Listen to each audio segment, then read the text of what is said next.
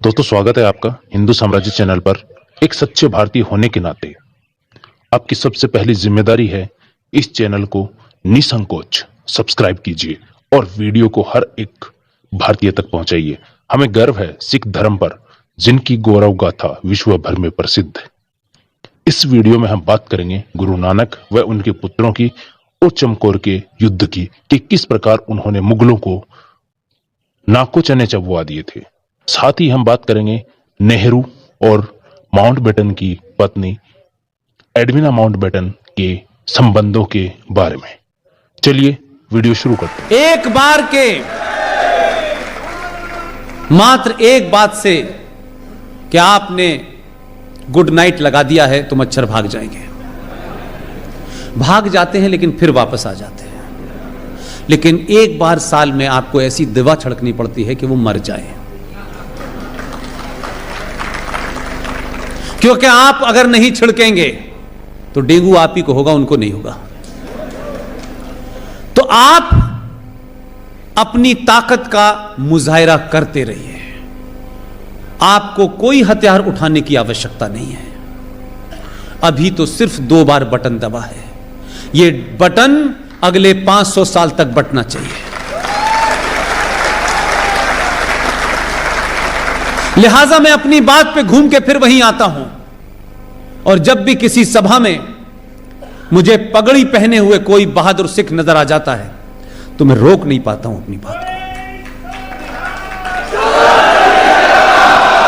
और ये इसलिए कह रहा हूं मैं कि किसने भूल की मुझे नहीं पता, किसका क्या एजेंडा था मैं नहीं जानना चाहता, लेकिन किसी की भूल की कीमत इस देश ने पे की है।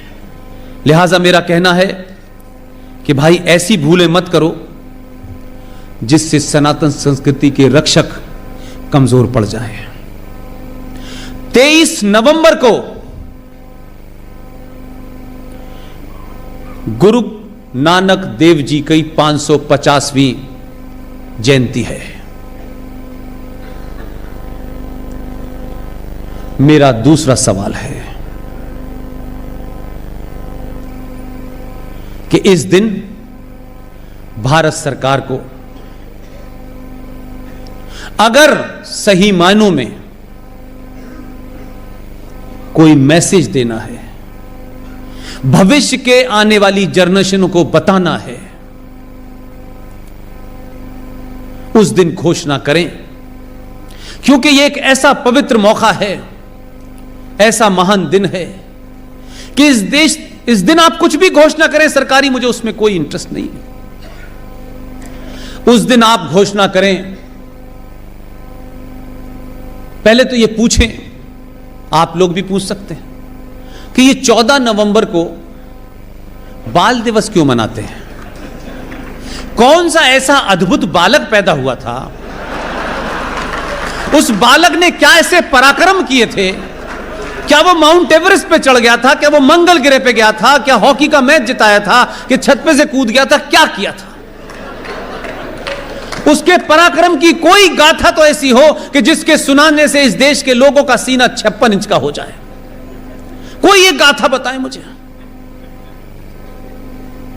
मेरी सच्चे मानों में, सही मानों में मैं चाहता हूं इसकी घोषणा 23 नवंबर को हो, और डेट यह रखी जाए कि भारत के बच्चों को अगर उन्हें अपने इतिहास से, अपने पूर्वजों के बारे में बताना है, अपने शौर्य के बारे में बताना है, तो उससे महत्वपूर्ण कोई दिन ही मेरी निगाह में नहीं आता। इसलिए मैं बार बार सोचता हूं कि मेरा काम है गुजरात के लोगों को बता देना। वो इंप्लीमेंट कैसे होगा वो काम आपका है।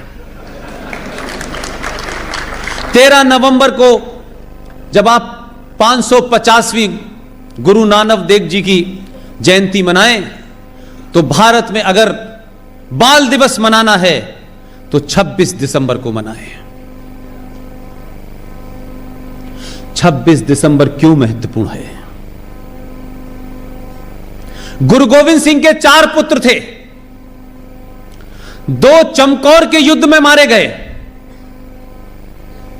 और 2 पुत्र, एक 6 साल का पुत्र साहबजादा जोरावर सिंह जिसकी उम्र 6 साल थी, जो 1699 में पैदा हुआ था, और दूसरा पुत्र साहबजादा फतेह सिंह, जिसकी उम्र 9 साल थी।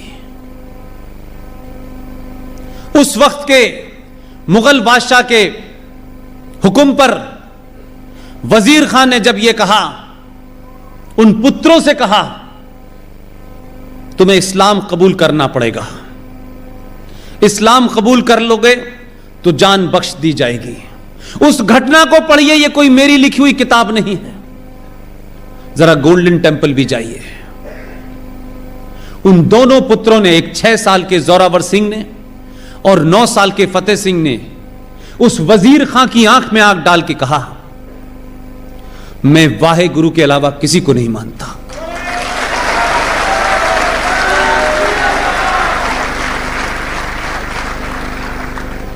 और दोनों बच्चों को जिंदा दीवार में चिनवा दिया गया।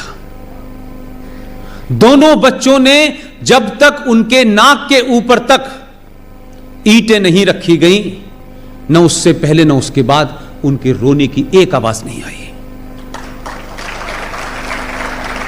यह कृत्य किया गया और 26 दिसंबर को दोनों की मृत्यु हो गई।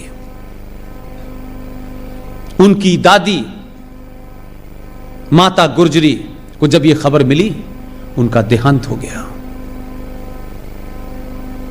अगर इतिहास की भूलों को और कुछ राजनीतिक दलों ने, जिन्होंने सनातन संस्कृति के लिए अपने बच्चों को कश्मीर में शहीद कर दिया, जिन्होंने शीशगंज के साहब जो गुरुद्वारा बना है लाल किले के सामने, वहां अपने सर कटा लिए, उनके दोनों बच्चों ने इस्लाम कबूल करने से मना करने के बाद 26 तारीख को जान दे दी।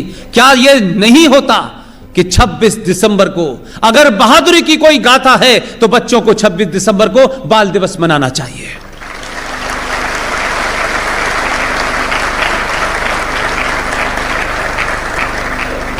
और यह घटना सिर्फ छोटी मोटी घटना नहीं है, इसलिए मैं कह रहा हूं कुछ चीजों को आप इतिहास के पॉइंट से देखेंगे तब आपको पता चलेगा कि कैसा कैसा कुछ हुआ है।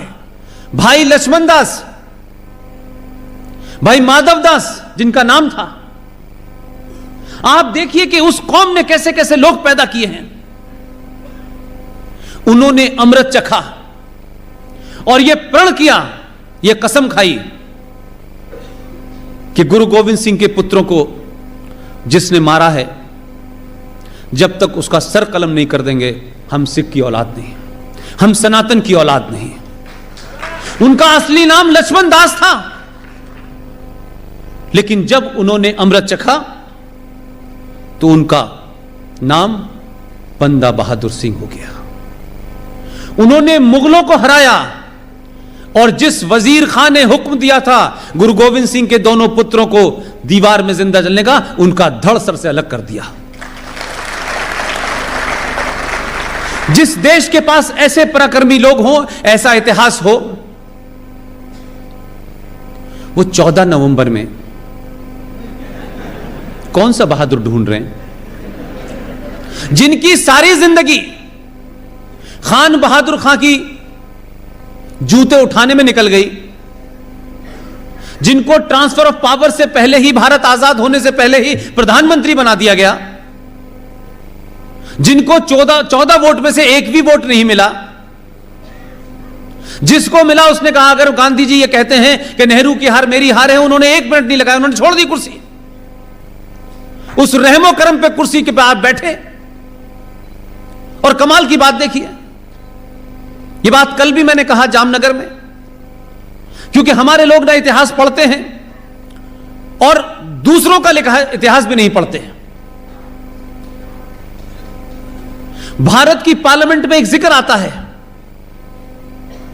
जयप्रकाश नारायण का नाम आप सबने सुना होगा। उन्होंने जो भी किया वो किसी पार्टी के नहीं थे, एक मूवमेंट चलाया, उनकी मृत्यु हो गई। भारत की पार्लियामेंट के अंदर कुछ लोगों ने कहा कि जयप्रकाश नारायण को श्रद्धांजलि दी जानी चाहिए।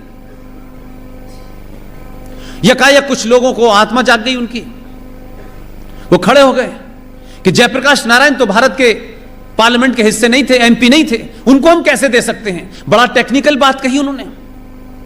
लेकिन मुझे दुख इस बात का है कि उस वक्त भी अपोजिशन पार्टी में बहुत से बड़े सीनियर लोग थे, बड़े राष्ट्रवादी थे। किसी ने यह सवाल क्यों नहीं उठाया जो सवाल मैं पिछले 10 दिन से उठा रहा हूं? कुंवर नटवर सिंह का नाम सुना है आप लोगों ने? देश के विदेश मंत्री रहे, पाकिस्तान में हाई कमिश्नर रहे हैं, फॉरेन मिनिस्ट्री में रहे हैं, और नेहरू जी और इंदिरा गांधी की किचन कैबिनेट जो होती थी उसके बड़े अभिन्न अंग थे। उन्होंने एक किताब लिखी है, वो किताब 2-3 साल पहले मैंने खरीद के रख ली थी। और किताबें जनरली लोग खरीद के रख लेते हैं, जब पता नहीं कब मन होता है पढ़ने का पढ़ते हैं। लेकिन मेरे साथ कुछ ऊपर वाले से तार ऐसा मिला हुआ है कि मुझे सही समय पे सही बात याद आ जाती है। मेरे एक साथी हैं जो बनारस हिंदू यूनिवर्सिटी से लॉ की डिग्री करके आए हैं। इस पूरी मुहिम में सब कुछ छोड़ करके, घर बार, नौकरी, एक युवा ओम नरेश यादव मेरे साथ, आपने देखा होगा, छोटे से कद का लड़का, वो यहां भी है। मैंने उनसे कहा कि यार ऐसा कैसे हो सकता है कि ये किताब जो 2 साल से मेरी ड्रॉज में रखी थी, इसको मेरा आज ही पढ़ने का मन कर रहा है। और मैंने रास्ते भर वो किताब पढ़ी। जितना मुझे पढ़ना था मेरे मतलब की बात मिल गई।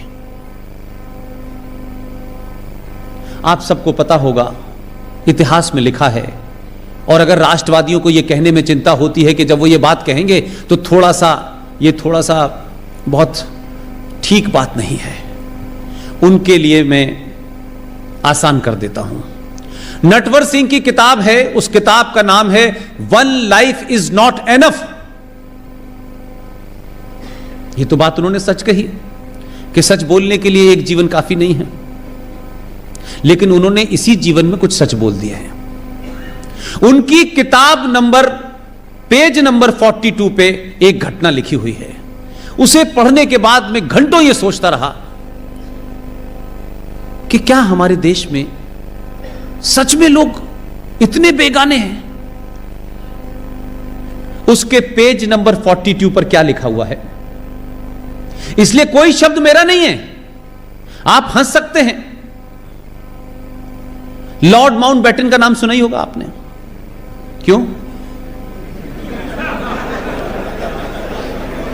क्यों सुना है आपने? सच बताइए कि भारत के गवर्नर जनरल थे? बस नहीं, आप भी जो है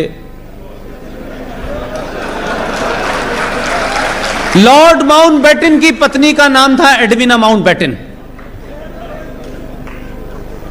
मैं अपनी तरफ से इसमें कॉमा फुल स्टॉप नहीं लगा रहा हूं, अंग्रेजी का तर्जुमा कर रहा हूं, उसका ट्रांसलेशन कर रहा हूं। Edwina Mountbatten fall in love with Nehru ji. इसका हिंदी में अर्थ है कि एडविना जी को, जो माउंटबेटन की पत्नी थी, उन्हें नेहरू जी से इश्क हो गया था। और नेहरू जी इस मामले में बड़े खुले मन के थे, कभी गलत तरीके से, हमेशा पॉजिटिवली रेसिप्रोकेट करते थे। लेकिन मेरा यह मतलब कतई नहीं है, नेहरू जी की शान में मैं कुछ नहीं कहना चाहता। विजनरी प्रधानमंत्री थे, पहले प्रधानमंत्री थे, लेकिन सवाल मेरा जो है वो सीरियस है। 1960 में एडविना माउंटबेटन मलेशिया के एक आइलैंड पे उनकी मृत्यु हो गई। आपको ताज्जुब होगा, आपको शौक लग सकता है, भारत की पार्लियामेंट में जवाहरलाल नेहरू ने एडविना माउंटबेटन को श्रद्धांजलि दी। अब ये प्रॉक्सी मेंबर थी, वो ये पता नहीं था। तो हमने इस देश को अपनी प्राइवेट लिमिटेड प्रॉपर्टी की तरह चलाया है। आपने संसद की जो गरिमा है, जो पवित्रता है, उसको भी भंग कर दिया। तो जेपी इस देश का जो पुत्र था, उसको नहीं दी गई श्रद्धांजलि, लेकिन एडविना माउंटबेटन को श्रद्धांजलि दी गई। और नटवर सिंह अपनी उसी किताब के पेज नंबर 42 की लास्ट लाइन लिखते हैं, इट वॉज अनप्रेसिडेंटेड। आधे लोग सदमे में थे कि यह भी हो सकता है।